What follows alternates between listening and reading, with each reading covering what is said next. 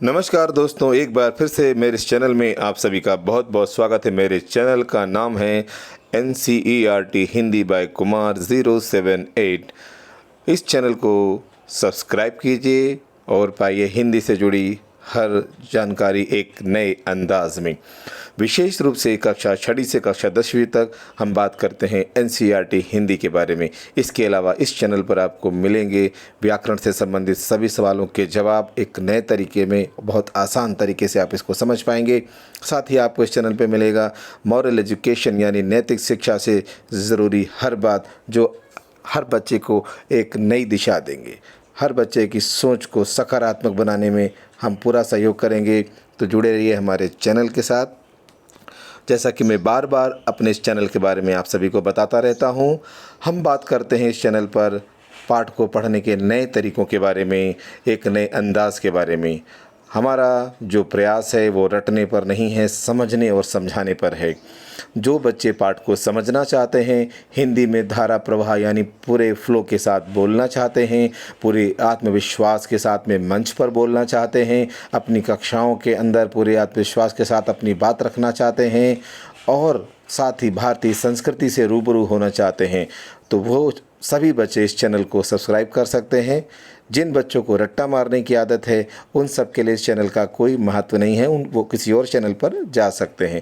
ये चैनल सब सिर्फ उन बच्चों के लिए है जो रट्टा मारने की बजाय पाठ को समझने पर विश्वास करते हैं, जिनको पाठ के संदेश को अपने वास्तविक जीवन में जोड़ने की कला आती है या नहीं आती है, तो वो सीखना चाहते हैं, तो उनके लिए ही इस चैनल का महत्व है। साथ ही जो बच्चे अपने अपने स्कूल में टॉप 5 या टॉप 10 में आना चाहते हैं, उनके लिए ये चैनल बहुत मददगार साबित हो सकता है और होगा। गारंटी है कि यदि आप इस चैनल में बताई गई बातों को बहुत गौर से, बहुत ध्यान से सुनते हैं, तो आपकी सोच बदल जाएगी हिंदी को पढ़ने और पढ़ाने की। जो शिक्षक इस चैनल को सब्सक्राइब कर रहे हैं या पढ़ाने के तरीके को समझ रहे हैं, जब इन तरीक़ों से वो पढ़ाएंगे तो उनको पता चलेगा, वो खुद महसूस हो जाएगा कि हिंदी को पढ़ाने का एक अलग अंदाज भी हो सकता है। तो ठीक है, जिन लोगों ने अभी तक इस चैनल को सब्सक्राइब नहीं किया है वो सब्सक्राइब कर लें। और हाँ बच्चों और सभी शिक्षकों से मेरा अनुरोध है कि जो मुझे सुन रहे हैं, पूरे देश भर के शिक्षक, इस चैनल को सब्सक्राइब करके इस वीडियो को अधिक से अधिक लोगों तक पहुंचाएं, उनके साथ शेयर करें, जिससे पढ़ाने का जो तरीका है अधिक से अधिक लोगों तक पहुंचे और बच्चे हिंदी को पढ़ने की ओर अग्रसर हों, उनके अंदर रुचि जागृत हो। तो आज हम पढ़ने जा रहे हैं इसी श्रृंखला में वसंत हिंदी यानी NCERT हिंदी की ये दूसरी पुस्तक है, दूसरा भाग है। उसमें एक पाठ है रक्त और हमारा शरीर। इस पाठ को हम पढ़ने जा रहे हैं। जैसा कि जो इस चैनल से पहले से जुड़े हुए हैं वो इस बात को जानते हैं कि जब भी हम इस चैनल पर किसी भी पाठ को उठाते हैं साहित्य से जुड़ा, तो उससे पहले हम सबसे पहले बात करते हैं उसके मुख्य बिंदुओं के बारे में। यदि आप मुख्य बिंदुओं को समझ लेते हैं तो आगे का पाठ समझना आपके लिए बहुत आसान हो जाता है और हो सकता है बिल्कुल। आजकल जैसे कि पूरे देश भर में लॉकडाउन चल रहा है, कई जगह खुल चुका है, बच्चे ऑनलाइन माध्यम से शिक्षा प्राप्त कर रहे हैं।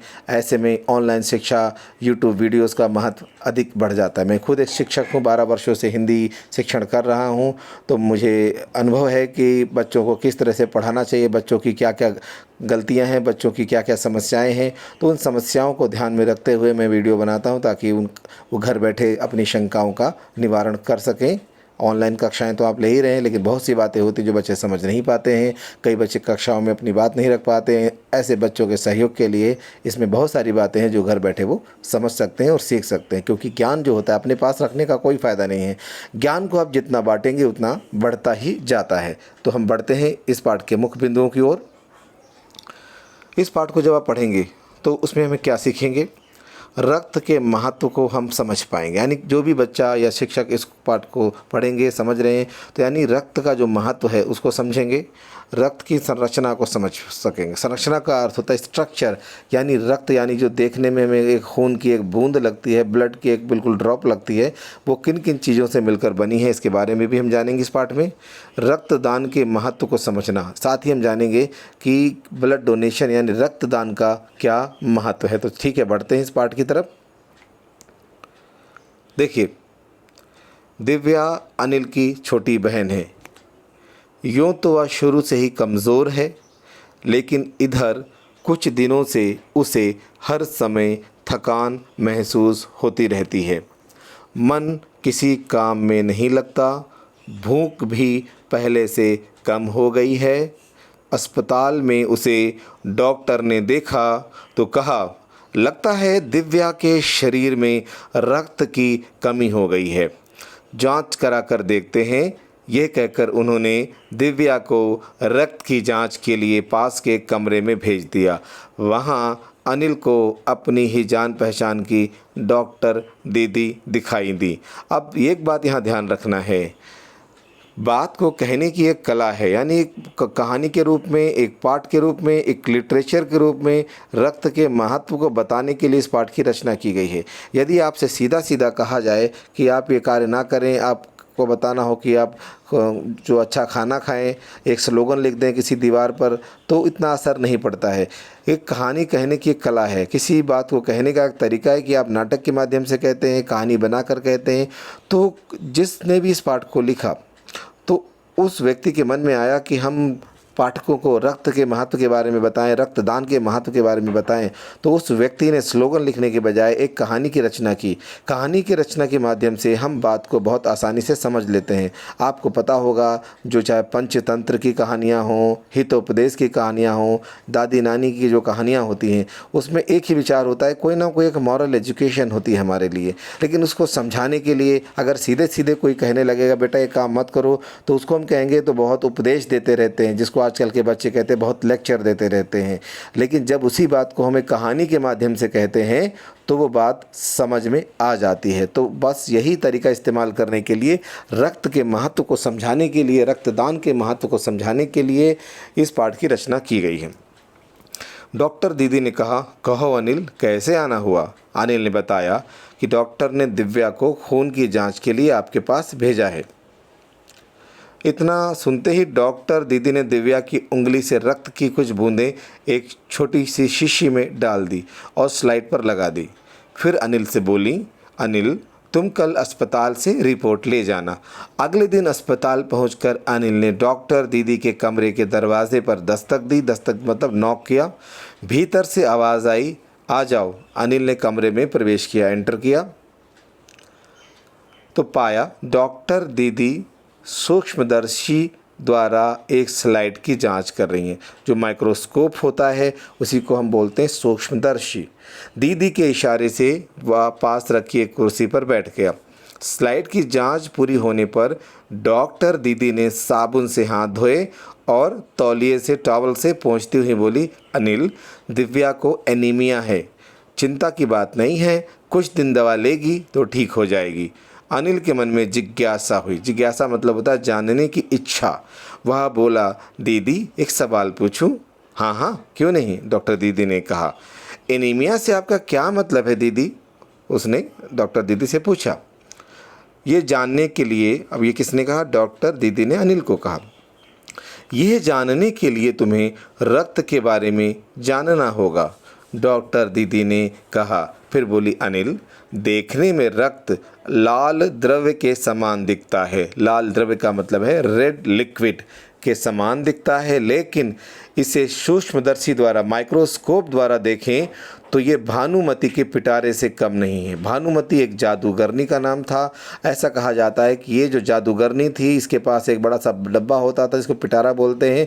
वो मंत्र वगैरह पढ़ के उसमें से बड़ी बड़ी, कभी खरगोश, कभी कुछ, कभी उसमें दुनिया भर की चीज़ें निकालती रहती थी।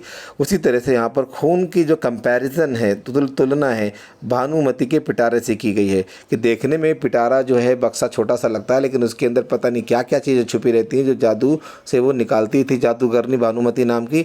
उसी प्रकार से जो खून की एक बूंद देखने में छोटी सी बूंद लगती है, लेकिन जब उसको माइक्रोस्कोप से, सूक्ष्मदर्शी से देखा जाता है तो उसका स्ट्रक्चर पता चलता है कि इसमें बहुत सारी चीज़ें हैं। इसलिए यहाँ पर कहा गया है। मोटे तौर पर मतलब ऊपरी तौर पर इसके दो भाग होते हैं। किसके? ब्लड के। एक भाग वह जो तरल होता है, लिक्विड होता है, जिसे हम प्लाज्मा कहते हैं। दूसरा वह जिसमें छोटे छोटे कई तरह के कण होते हैं। यानी कण मतलब थोड़े से टुकड़े से, कुछ लाल होते हैं cells, red cells and white cells की बात हो रही है। इनमें से जो कण होते हैं, टुकड़े होते हैं छोटे छोटे, वो कुछ लाल होते हैं, कुछ सफ़ेद होते हैं। और कुछ ऐसे भी होते हैं जिनका कोई रंग नहीं होता है, बिना कलर के होते हैं, जिन्हें बिम्बाणु कहते हैं। इंग्लिश में इनको प्लेटलेट कहा जाता है। प्लेटलेट के बारे में आपको पता है कि प्लेटलेट अगर किसी के बॉडी में कम हो जाते हैं तो आपको पता है ऐसा डेंगू की बीमारी में होता है। डेंगू को कई जगह डेंगू भी कहते हैं। तो इस बीमारी में प्लेटलेट काउंट्स कम हो जाते हैं और व्यक्ति का स्वास्थ्य बहुत तेज़ी से ख़राब होने लगता है। और इसका एक काउंट होता है कि इतने हमारे बॉडी में होने चाहिए, इससे नीचे प्लेटलेट होते हैं तो वो ख़तरनाक माना जाता है। एक काउंट होता है, उसको नॉर्मल कहते हैं। ये कण प्लाज्मा में तैरते रहते हैं, यानी लिक्विड में तैरते रहते हैं। कौन कौन से कण? लाल, सफ़ेद और बिम्बाणु, जिनको प्लेटलेट कहते हैं। ये प्लाज्मा में लिक्विड में तैरते रहते हैं, स्विम करते रहते हैं।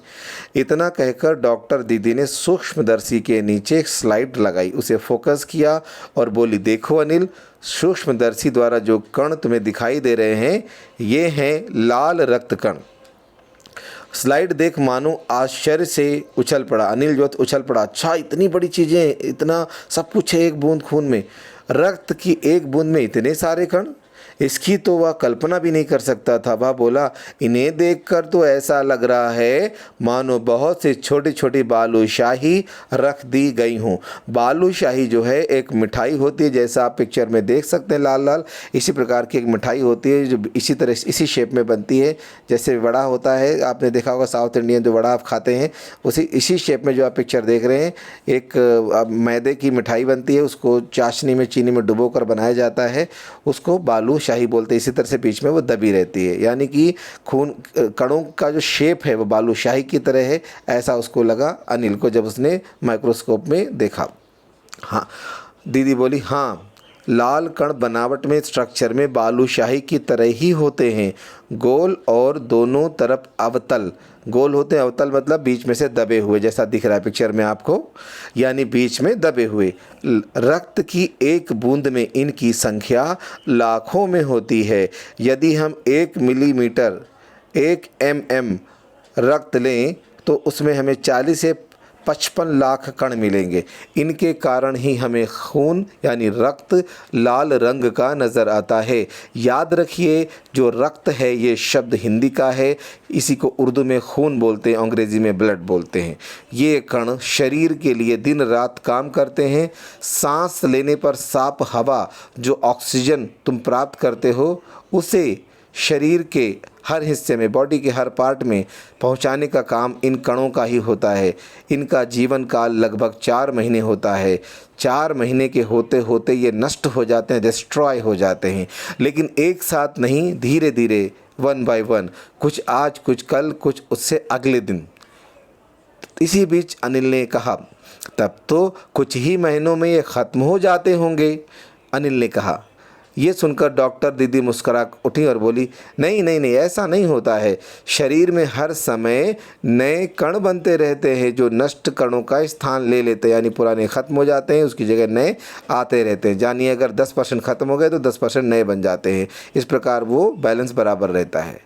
हड्डियों के बीच के भाग में, मज्जा में ऐसे बहुत से कारखाने होते हैं, बोन मैरो, जो रक्त कणों के निर्माण कार्य में लगे रहते हैं। इनके लिए इन कारखानों को, अब देखिए, खून बनाने के लिए जो रॉ मटेरियल क्या चाहिए वो इसमें लिखा हुआ है। इन कारखानों के, यानी कि जो खून बनता है उसको रॉ मटेरियल क्या चाहिए?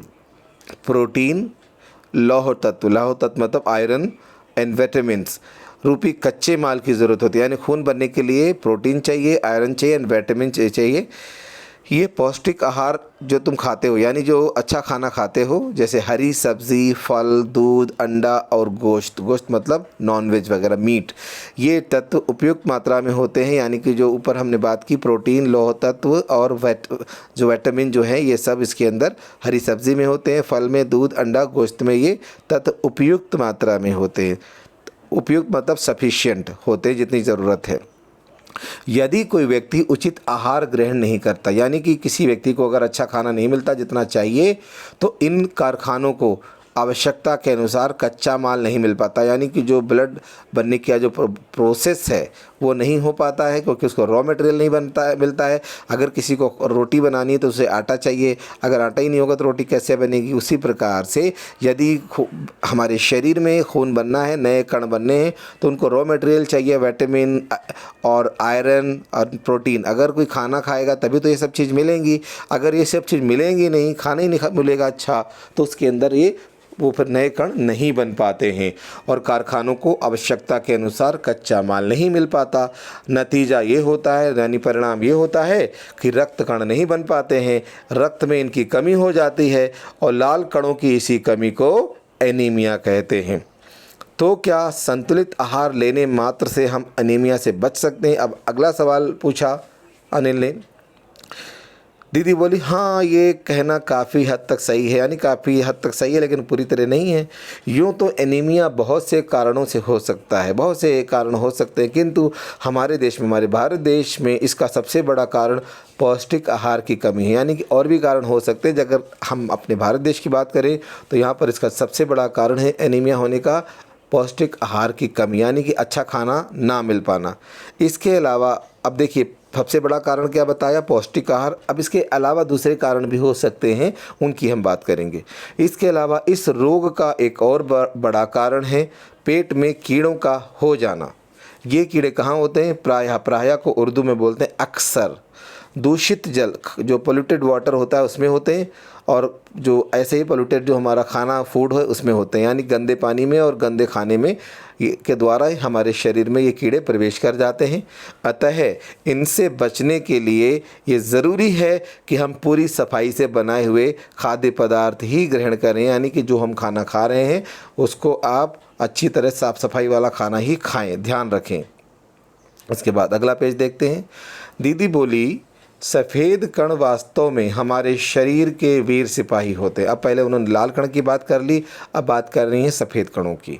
दीदी ने कहा जो सफ़ेद कण होते हैं, जिसको इंग्लिश में बोलते हैं WBC, वाइट ब्लड सेल, सफ़ेद कण वास्तव में हमारे शरीर के वीर सिपाही हैं।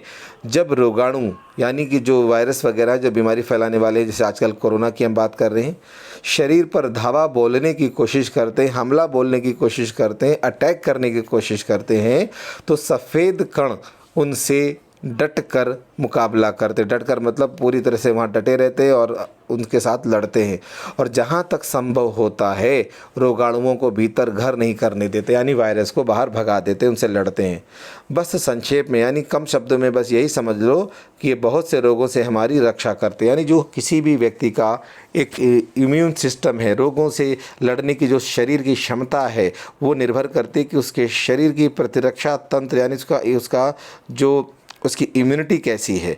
यदि इसकी इम्यूनिटी कमज़ोर होगी, उसके अंदर वाइट ब्लड सेल्स की कमी होगी, तो आसानी से कोई भी वायरस उसकी बॉडी में प्रवेश कर जाएगा। हमारे शरीर पर दिन भर में ना जाने कितने वायरस अटैक करते हैं, अगर आप देखें हमारे आसपास ना जाने कितने वायरस हैं, लेकिन हमारे शरीर का जो प्रतिरक्षा तंत्र है, जो हमारा इम्यूनिटी सिस्टम है, वो लगातार इनसे लड़ता रहता है। हालांकि हमें इसकी जानकारी नहीं होती है, लेकिन ये प्रोसेस चलता रहता है। तो जिस व्यक्ति के अंदर इम्यूनिटी जितनी मजबूत होती है, उसकी बीमारी कम होती है। यदि किसी की इम्यूनिटी कमज़ोर होती है तो उसकी बीमारी आसानी से हो जाती है। आपने देखा होगा कई लोग एक बार भी धूल में जाते हैं, उनको एलर्जी हो जाती है, छींक आने लगती है, ज़ुकाम हो जाता है। कई लोग हॉस्पिटल में जाते रहते हैं, कुछ नहीं होता। कोई व्यक्ति एक बार हॉस्पिटल चला जाता है तो उसको भी कहीं ना कोई वायरस वहाँ से उसको बॉडी में प्रवेश कर जाता है और वो बीमार हो जाता है। तो इसके लिए हमें अपनी इम्यूनिटी बढ़ाने की ज़रूरत है। इसके लिए ज़रूरत है कि आप अच्छा खाना खाएं और साग सब्जी, फ्रूट्स, वेजिटेबल्स, जो ज़रूरी चीज़ें हैं, जो पौष्टिक आहार है, उसको आप ग्रहण करें। जो ऐसा फूड्स होता है जिसके जो जंक फूड है, जिसके अंदर न्यूट्रिशंस नहीं होते हैं, जो हमारे शरीर को सिर्फ फुला देते हैं, बॉडी हमारी फूल जाती है, फैट्स हो जाता है, और फिर देखने में आप लगेगा मोटे हैं, लेकिन अंदर से आपके अंदर इतनी ताकत नहीं होती है। तो ज़रूरी है कि आपके अंदर अच्छी एनर्जी हो, ताकत हो, आपकी इम्यूनिटी बहुत मजबूत हो।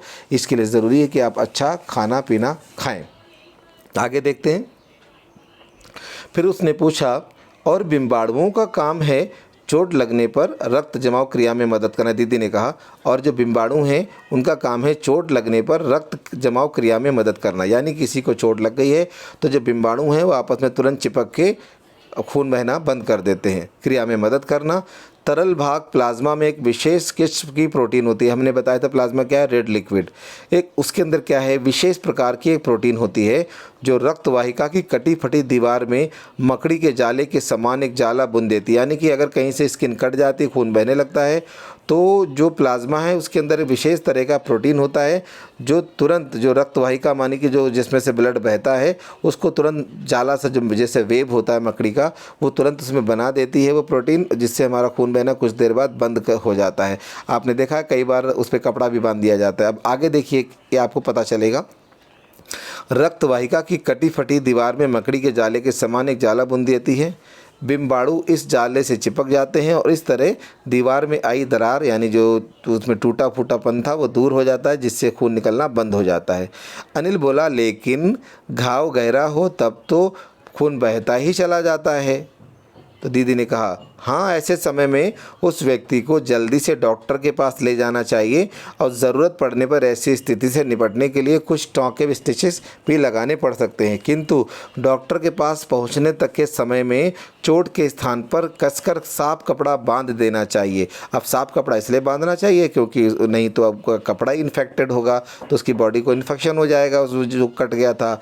अब यहाँ पर कपड़ा बांधने के लिए इसलिए कहा गया कि जो जाला सा बन जाता है वो अब बिम्बाणु चिपक जाते हैं और वहाँ पर जाला बना देते हैं, खून बहना बंद हो जाता है। ये तब होता है जो कट छोटा हो, लेकिन जब कट बड़ा है तो आपस में चिपक नहीं पाएंगे, इसलिए उस कट को दोनों कट को मिलाने के लिए कपड़े को बांध दिया जाता है जिससे कि आपस में वो चिपक जाएं और उसके अंदर खून बहना बंद हो जाए। इससे क्या होगा, दबाव पड़ने से रक्त का बहना कम हो जाता है जो उस व्यक्ति के लिए बहुत ज़रूरी होता है, लाभदायक सिद्ध होता है। किंतु अगर बहुत अधिक खून बह जाए तो उसे रक्त खून चढ़ाने की ज़रूरत भी पड़ सकती है। दीदी ने समझाते हुए कहा। अनिल बोला, क्या ऐसे समय में किसी भी व्यक्ति का खून काम आ सकता है? दीदी बोली, अनिल, हर किसी का रक्त एक सा नहीं होता। कुछ विशेष गुणों के आधार पर रक्त को 4 वर्गों में बांट दिया गया है। ज़रूरत व्यक्ति के जिस व्यक्ति को ज़रूरत है मतलब ब्लड की, ज़रूरतमंद व्यक्ति के रक्त समूह की जांच करने के बाद, रक्त समूह मतलब ब्लड ग्रुप की जांच करने के बाद उसे उसी रक्त समूह यानी उसी ब्लड ग्रुप का रक्त चढ़ाया जाता है। अनिल ने अगला सवाल पूछा, लेकिन ज़रूरत के समय यदि उस रक्त समूह का, उस ब्लड ग्रुप का कोई व्यक्ति मिले ही नहीं तब? अब दीदी ने क्या कहा, ऐसी आपात स्थिति के लिए, आपात स्थिति को अंग्रेजी में कहते हैं इमरजेंसी सिचुएशन, ऐसी आपात स्थिति के लिए ही ब्लड बैंक बनाए गए हैं। प्रायः हर बड़े हॉस्पिटल में इस तरह के ब्लड बैंक होते हैं। आपने देखा होगा दिल्ली में भी प्लाज्मा बैंक बना दिया गया है कोरोना के लिए, जिसमें कोरोना के मरीजों का इलाज किया जा सके वहाँ से प्लाज्मा लेकर के। तो इसी तरह से ब्लड बैंक की बात हो रही है यहाँ पर। अब ब्लड बैंक में क्या होता है, जहाँ सभी प्रकार के रक्त समूहों यानी ब्लड ग्रुप्स का रक्त तैयार रखा जाता है, किंतु इन ब्लड बैंकों में रक्त का भंडार जो स्टोर है सुरक्षित रहे, इसके लिए आवश्यक है कि हम समय समय पर रक्तदान करते रहें। दीदी ने कहा, क्या मैं भी रक्तदान कर सकता हूँ? अनिल ने पूछा। नहीं, अभी तुम छोटे हो, 18 वर्ष से अधिक उम्र के व्यक्ति ही रक्तदान कर सकते हैं। एक समय में उनसे लगभग 300 ml रक्त ही लिया जाता है। मिलीलीटर फुल फॉर्म है, शॉर्ट फॉर्म इसको ml बोलते हैं, यानी 300 ml रक्त ही एक बार में लिया जाता है।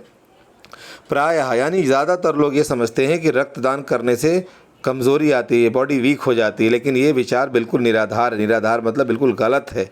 हमारा शरीर इतना खून तो कुछ ही दिनों में बना लेता है।